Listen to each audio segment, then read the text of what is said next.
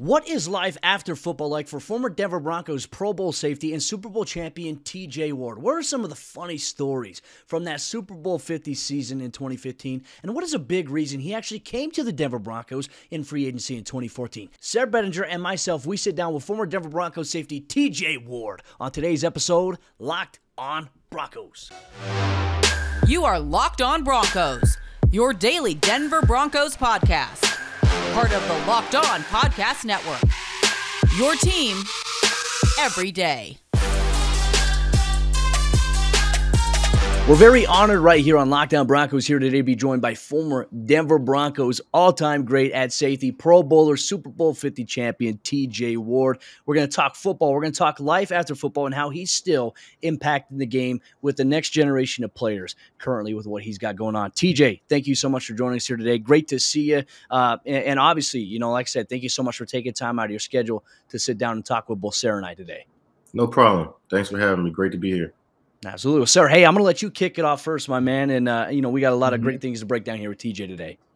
We do. We absolutely do. I mean, it's been a long time since Super Bowl 50, TJ, at least for Broncos fans, it feels like it. So I'm sure they'll be excited to hear kind of what's been going on with you lately. Obviously, now the co-founder and CEO of the Player Above Sports Group. So you're doing some things with players still in the NFL and going to the NFL. So talk to us a little bit now, post Denver Broncos, talk to us about what's been going on recently for you as far as football is concerned and just life in general. Yeah, it's been a long time, like you said, but it kind of went very quickly. You look up and it's 6 years since you played in the Super Bowl. It's like, dang, time flies.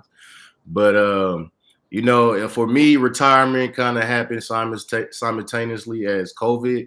So, it was kind of a little indecisiveness and, coming into retirement, not knowing exactly what I wanted to do. And then if I did know what I wanted to do or wanted to seek out some things, it was COVID. So we couldn't leave the house. We couldn't do anything. So, it was a blessing and a curse because, that being said, I got to sit down and really, think to myself, think to my family and, what did I want to do going forward? And I always wanted to play behind me.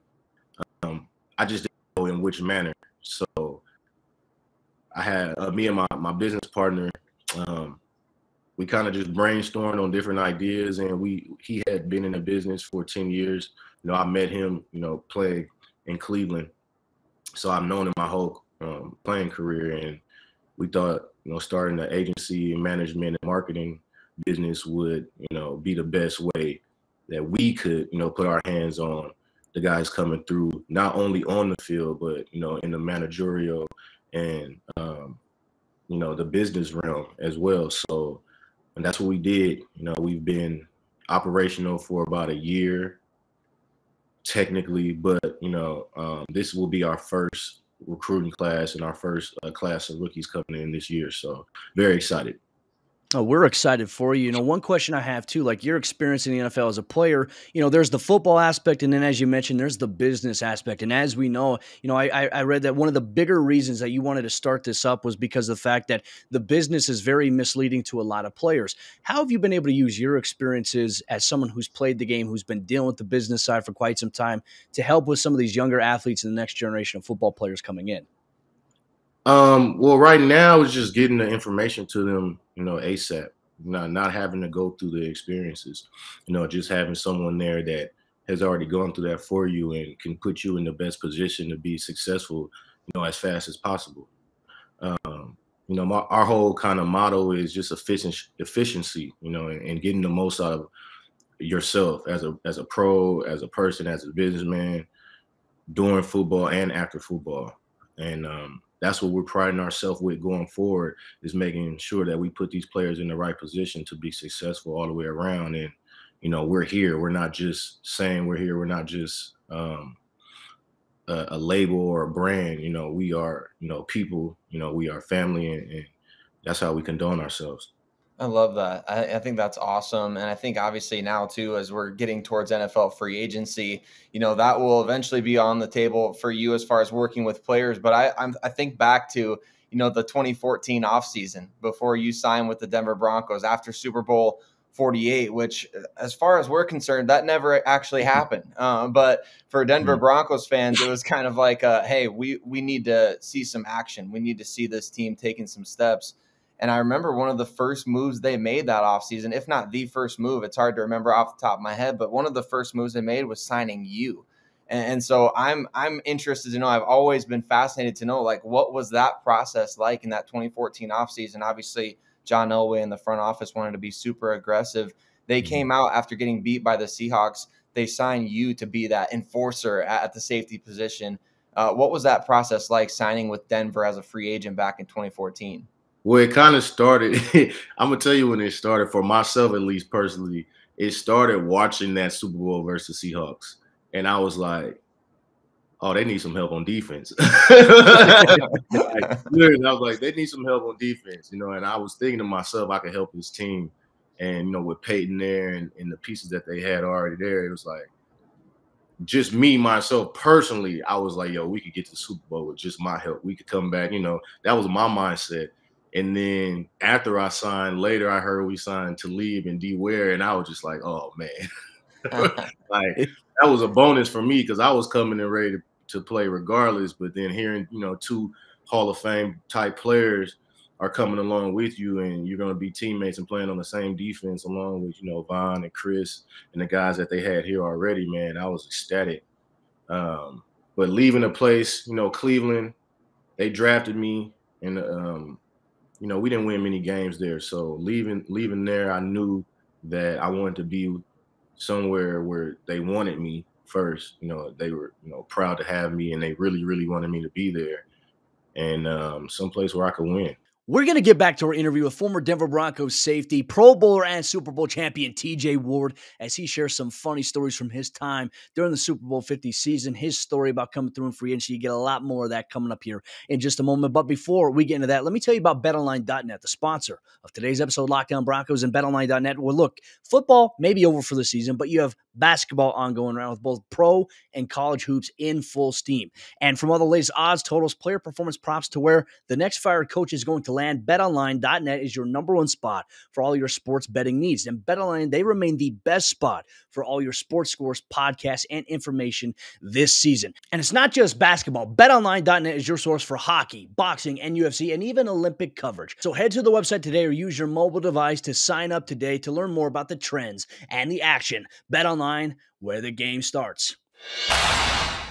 Well, I think that's always the important thing when you go through because, you know, throughout, I mean, you played for the University of Oregon and you SCO Ducks. I'm a big Oregon guy there myself, so I really like that aspect to it. But also, you know, you mentioned guys like DeMarcus Ware, you mentioned other guys like Talib, you know, those veteran players. You also became that veteran guy that came in and bolstered that locker room alongside Von Miller. You mentioned Chris Harris Jr. You know, for you, in your opinion, you go back and one thing you offered to the Broncos defense, physical style of play against the run, aggressiveness against the pass. How have things changed? Like as you've seen and you've been observing the game, how have things changed from the time that you were on the field as a player to now, especially with the rules that are really limiting how defensive backs and even safeties can play the game in today's day and age? It's definitely less physical. I noticed that transition around the time I got to Denver. Yeah. Because, along with the division, you know, every division has a style of football. It's like college. You know, you take the SEC, the Big Ten, the Pac-12. Regionally, it's different styles of football. AFC North was straight, you know, 5 yards in a cloud of dust. Pittsburgh, Cleveland, you know, the Ravens at their height. It was a headbanging division. Now coming out to the West Side with Denver, it was a lot more spread out. You know, the West Coast style of football is a little bit more open than the Northwest or the Northeast. So I came in and, you know, I was holding my weight at around the 208, 210 that I was playing with in Cleveland. And I got a rude awakening early, like, okay, first game of the season, I was too heavy. I was like, I need to be lighter. And then the next year I got lighter. I moved a lot better. And then the importance on concussions and things like that, player safety, started being really prevalent. So it was kind of like the enforcing style of safety is dwindling away. So what do I need to be this big for? I need to be chasing guys and being able to run guys down. And that happened around like 2015-16 Super Bowl year. I was a lot lighter. I could move a lot better. And I think, I had a better season personally, but the year before I made the Pro Bowl. So, give or take, but I felt a lot better that Super Bowl year. Well, now we got the Broncos really moving forward with new coaching staff. Obviously, they've had plenty of new coaching staffs since you played in Super Bowl 50. It's kind of just been, I don't want to say revolving door, but it's been a lot of change, that's for sure. So now Ejiro Evero coming in from the Los Angeles Rams. Obviously, he and Von Miller winning the Super Bowl there in Los Angeles. He comes from that, he's had experience working for Vic Fangio. He's had experience working with Wade Phillips. So what do you think Broncos fans can expect from a defense that meshes those two types of styles of coordinating from those two legendary defensive coaches? I'm not going to front. I don't know much about this coach. I really don't. But I tell you what, if you have the players, it makes coaching a lot easier. So you've seen what happened when you get the players, you get the Von Millers, the Aaron Donalds. You see what happens when you get the Von Millers and the Marcus Wares and the Keep to leaves. When you have the players, it's a lot easier to get the job done. Now, a coach definitely affects how that job is done, but I feel like if he comes in and he uses the players to the best of their ability, like Coach Wade did with us, and match that with the scheme, they shouldn't expect nothing but success. So, they have the players. I think they need a couple more pieces on the defensive side, and they'll be all right, man. They'll be all right.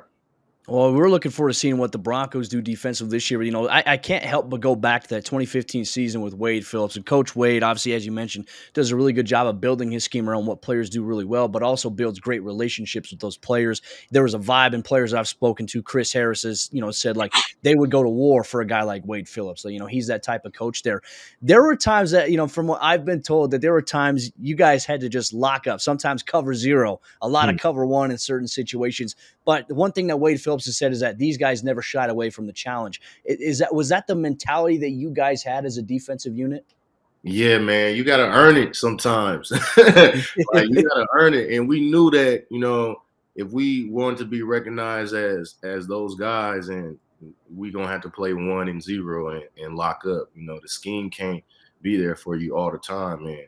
We'd have our complaints, and like any like any employees, like, why are we? Oh man, this is hard. But at the end of the day, we look up and be like, hey man, if we want to be this and we are who we say we are, then this is what we got to do. And then we all got that little complaining stuff out, and we we gritted down and got the job done. But it's all about want to, man. Like, you can't be.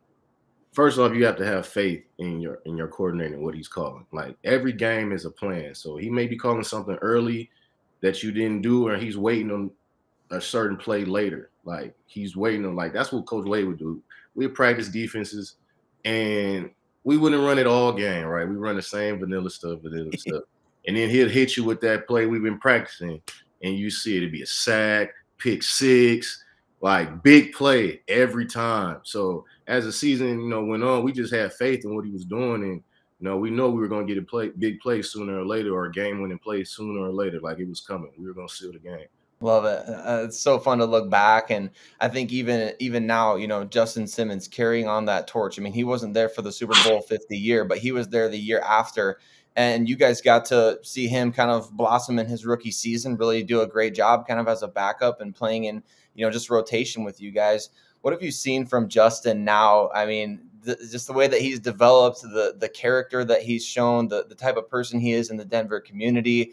Just he's a foundational piece for the Denver Broncos right now. So I'm just interested to know what you know about Justin Simmons and what you would say just kind of about his development and what you saw from him early on. I can tell you none of this surprises me. Like, he is who he is. Like, when he came in, he was the same person, very humble, heeding advice, of course, what he does athletically and as a football player, speaks for itself. But the same person, very mature I don't know if he was mature or just quiet, but sometimes being quiet is mature, part of being young, just sitting back and listening and, trying to take in everything. So it definitely doesn't surprise me, man. He's a great man. He's a great football player, and he's doing excellent things for the Broncos and the NFL. So shout out to Jay, man.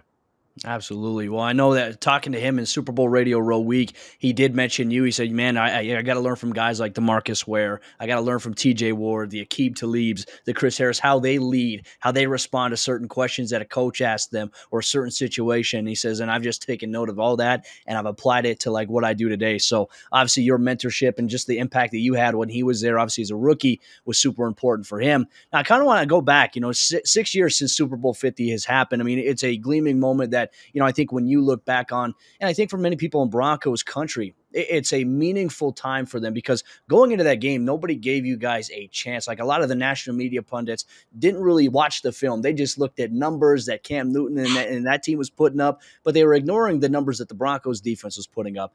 Throughout the entire season, there was an accumulation of different storylines. Is there any story, any funny story out there that maybe like even with the unit, with the DB guys that many people don't know about? I can tell you a story.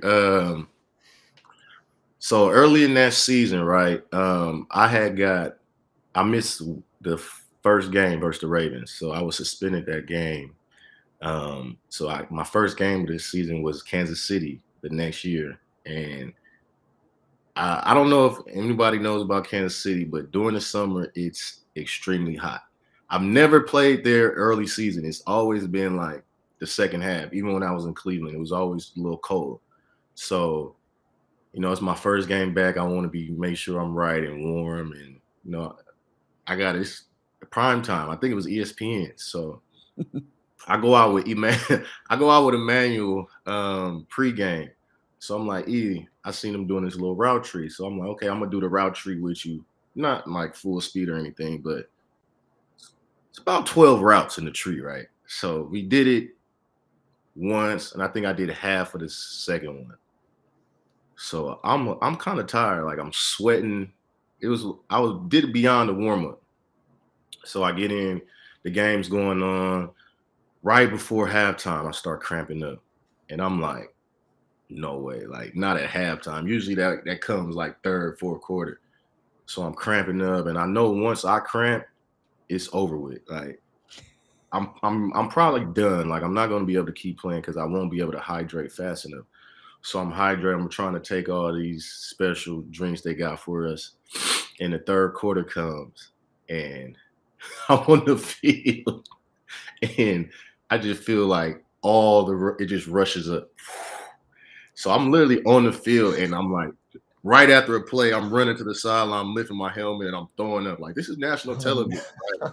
I'm throwing up coming off the field. In the back of my head, I'm just like, oh, man, I couldn't like get Willie beaming in any given Sunday out of my head. So I get to the sideline, I'm still throwing up. I go back out there. Same thing happens. I'm throwing up again. So I'm telling my teammates, like, man, this shit's going to be on ESPN. It's going to be on sports. Top 10, not top 10, all that. But they didn't catch it, man. They didn't catch it on film. But that was my Willie beaming moment in football, man. It was like, it was kind of embarrassing. I'm not going to lie. And I've had that moment too. Pickle juice, Pedialyte. It's just Pedialyte, the worst. All types of Gatorade. Oh, man.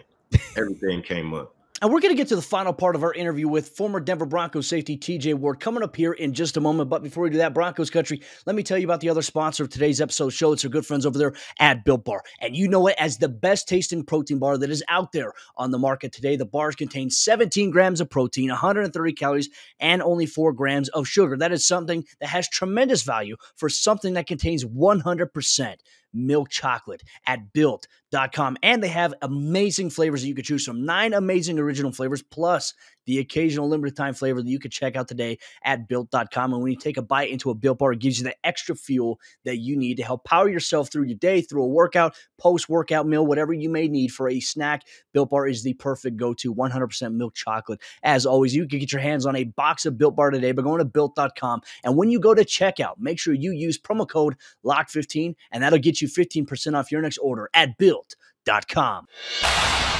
I think back to that season, TJ, and I just think like, man, like there's so many like landmarker type of moments for what made that season so memorable for Broncos fans. I think like Super Bowl 50, obviously everybody loved getting to watch that unfold. And obviously you had a huge impact in that game, but it's the landmarkers throughout that season. And the fact that like the Broncos, it was Peyton Manning to start the year, but it wasn't the Peyton Manning that we'd all known and loved for the first 3 years. It was just not the same. And then Brock Osweiler came in. For you guys on that defense, when was the point that you kind of, or maybe there was multiple points, or I don't know what that was like in the locker room on the defensive side of the ball, but when was it kind of occurring to you guys that like, all right, if we're going to do this, if we're going to win this championship this season, it's going to be on us? I think we had that mentality in camp.